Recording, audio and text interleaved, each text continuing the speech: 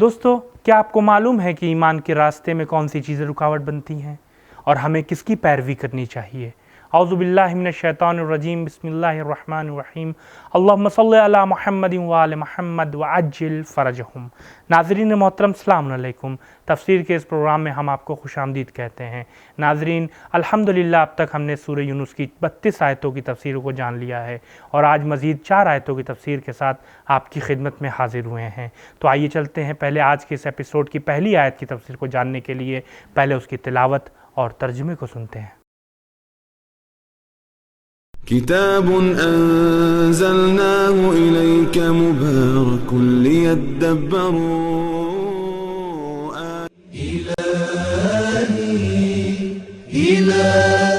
بسم اللہ الرحمن الرحیم كذلك حقت كلمة ربك على الذين فسقوا أنهم لا يؤمنون۔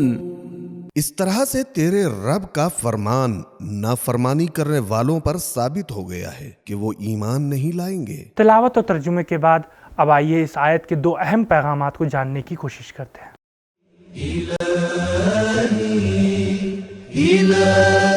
ایک، انسان فسق کے راستے کا انتخاب کر کے اپنے لیے قہر الہی کو یقینی بنا لیتا ہے۔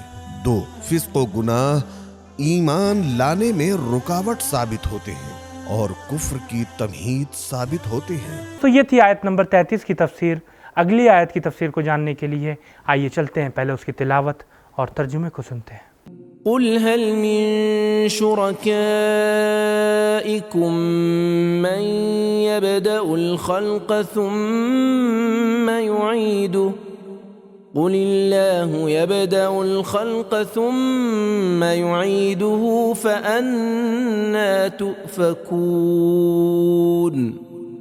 آپ کہہ دیں، تم نے جن معبودوں کو خدا کا شریک بنا رکھا ہے تو کیا ان میں سے کوئی ایسا بھی ہے جو تخلیق کی ابتدا کرے پھر اسے دوبارہ بھی پیدا کرے؟ کہہ دیں کہ اللہ تخلیق کی ابتدا بھی کرتا ہے پھر اسے دوبارہ بھی لوٹائے گا، پھر تم کدھر الٹے جا رہے ہو؟ تو دوستو، آپ نے اس آیت کی تلاوت اور ترجمے کو سماعت فرمایا۔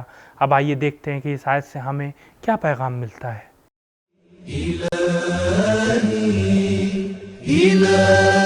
ایک، اللہ تعالیٰ اپنے پیغمبر کو مشرکین سے بحث و مباحثہ کا طریقہ سکھا رہا ہے۔ 2، خدا کا شریک صرف انسانی وہم کی پیداوار ہے۔ 3، کائنات حادث ہے اور خدا کی پیدا کردہ ہے۔ 4، پرستش کے لیے 2 معیار ضروری ہیں۔ 1، صرف اس کی عبادت کی جائے جو پیدا کر سکتا ہو۔ 2، عبادت کا مستحق وہ ہے جو دوبارہ لوٹا سکتا ہو۔ 5، زندگی موت کی طرف رواں دواں ہے جس کا اختتام موت ہے۔ 6، قیامت دنیا کے ختم ہونے کے بعد وقوع پذیر ہوگی۔ 7، معاد اور قیامت دنیا کی طرح سے جسمانی ہوگی۔ 8، خدا کا شریک بنانا بے عقلی کی دلیل ہے۔ الحمدللہ اب تک ہم نے 2 آیتوں کی تفسیر کو جان لیا۔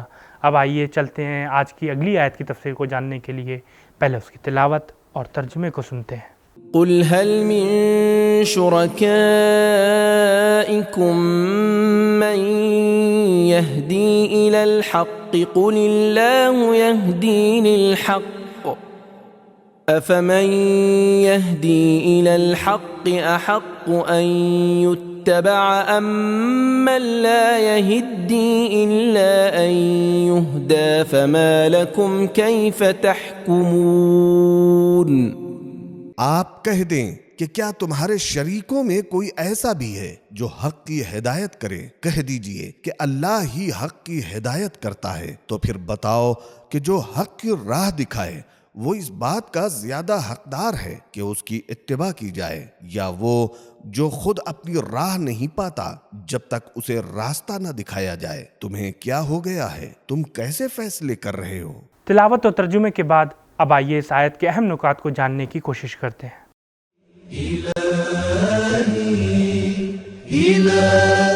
سابقہ آیت میں مبدأ و معاد اور تخلیق کائنات کی طرف اشارہ کیا گیا تھا، جبکہ اس آیت میں نبوت، امامت اور انسانی ہدایت کے معاملات کی طرف اشارہ کیا گیا ہے۔ ہدایت کے دو مفہوم ہیں، ایک راستہ دکھانا، دو منزل مقصود پر پہنچانا۔ انبیاء کا وظیفہ مفہوم اول تھا، وَجَعَلْنَاهُمْ أَئِمَّةً يَهْدُونَ بِأَمْرِنَا، سورہ انبیاء آیت نمبر 73۔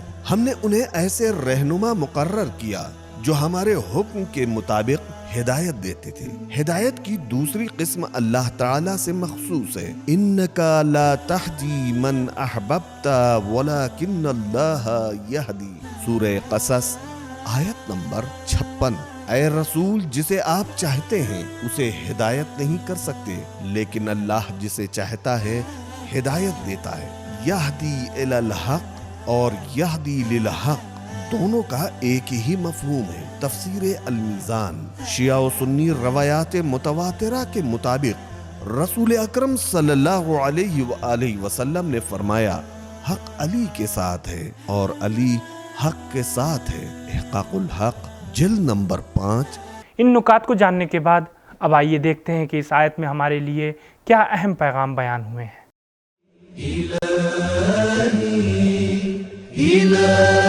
ایک، ہدایت اور رہنمائی کا تعلق افعال الہی سے ہے۔ قل اللہ یہدی، معبود و لائق عبادت وہی ہے جو ہدایت کر سکتا ہو۔ دو، صحیح ہدایت کے لیے وسیع اور غلطی سے پاک علم کے ساتھ ساتھ قدرت، محبت اور ہدف لازم ہے، لہذا ہادی صرف اللہ ہے اور وہ ذوات طاہرہ ہادی ہیں جنہیں اس نے رہنما مقرر کیا ہو۔ چنانچہ خدا کے تعین کردہ ہادیوں کے علاوہ کسی کو ہادی کہلانے کا حق نہیں ہے، لہذا بت اور طاغوت کیسے ہادی بن سکتے ہیں؟ قل اللہ یہدی للحق۔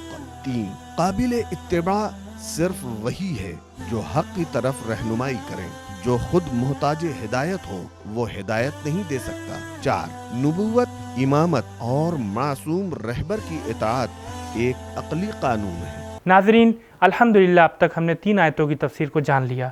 آج کے اس ایپیسوڈ کی آخری آیت کی تفسیر کو جاننے کے لیے آئیے چلتے ہیں، پہلے اس کی تلاوت اور ترجمے کو سنتے ہیں۔ وما يتبع أكثرهم إلا ظنا إن الظن لا يغني من الحق شيئا إن الله عليم بما يفعلون۔ اور ان کی اکثریت بس گمان کی ہی پیروی کر رہی ہے، جبکہ گمان کسی بھی طرح سے انسان کو حق سے بے نیاز نہیں کر سکتا۔ اس میں کوئی شک نہیں ہے کہ وہ جو کچھ انجام دے رہے ہیں اللہ اسے بخوبی جانتا ہے۔ تو دوستو، یہ تھا آیت کا ترجمہ۔ اب آئیے اس آیت کے اہم نکات پر بات کرتے ہیں۔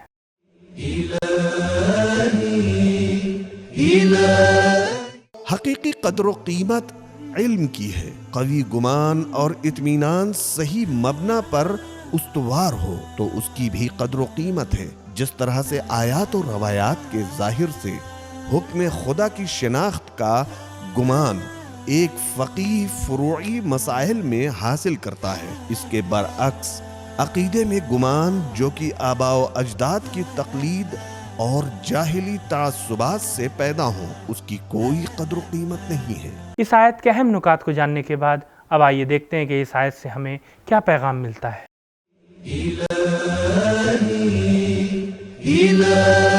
ایک، اکثریت کو ہمیشہ دلیل صداقت قرار نہیں دیا جا سکتا۔ دو، انبیاء کے مخالفین کے پاس کوئی منطق نہیں ہے۔ تین، شرک کی کوئی علمی بنیاد نہیں ہے۔ چار، عقائد و بینش کے لیے گمان کے بجائے علم کی پیروی کرنی چاہیے۔ تو دوستو، یہ تھا ہمارا آج کا ایپیسوڈ۔ انشاءاللہ کل پھر ملاقات ہوگی کچھ نئی آیتوں کی تفسیر کے ساتھ۔ اور ہاں، اگر ابھی تک آپ نے ہمارے چینل کو سبسکرائب نہیں کیا ہے تو فوراً سبسکرائب کریں اور بیل آئیکن کو بھی دبائیں تاکہ ہمارے پروگرامز کی اپڈیٹ آپ تک آسانی سے پہنچتی رہے۔ اور ہمارے اس پروگرام کو اپنے دوستوں اور رشتہ داروں کے ساتھ ضرور شیئر کریں تاکہ ہم اپنے سماج کو ایک قرآنی سماج بنا سکیں۔ انشاءاللہ کل ملاقات ہوگی، تب تک کے لیے خدا حافظ، فی امان اللہ۔ سبیل قرآن، قرآنی سماج کی پہچان۔